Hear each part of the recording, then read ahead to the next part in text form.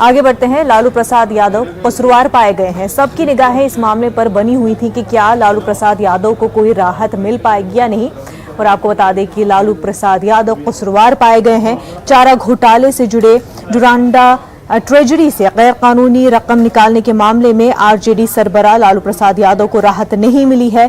CBI खुसूसी अदालत ने उन्हें डुरांडा निकासी मामले में कसूरवार पाया है। 18 फरवरी को अदालत सजा सुनाएगी। इस केस में लालू प्रसाद के साथ साथ 99 मुलजमीन हैं। इस मामले में 19 जनवरी को बहस मुकम्मल हो गई थी।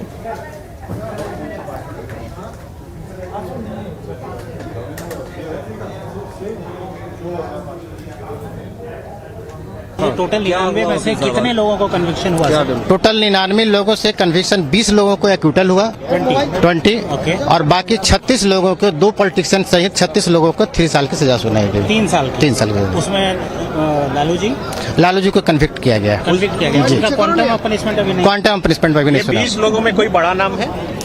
20 लोगों में पॉलिटिशियन में ध्रुव भगत और जगदीश शर्मा का। जगदीश शर्मा जी 20 लोगों में सर जो एक्विट हुए हैं नहीं 3 साल वाले में। 3 साल वाले। अच्छा। 3 साल में जो बड़ा नाम है उनका। एक्विटल वाले में बड़ा नाम कोई नहीं। एक्विटल वाले में जो है कुछ सप्लायर्स हैं, कुछ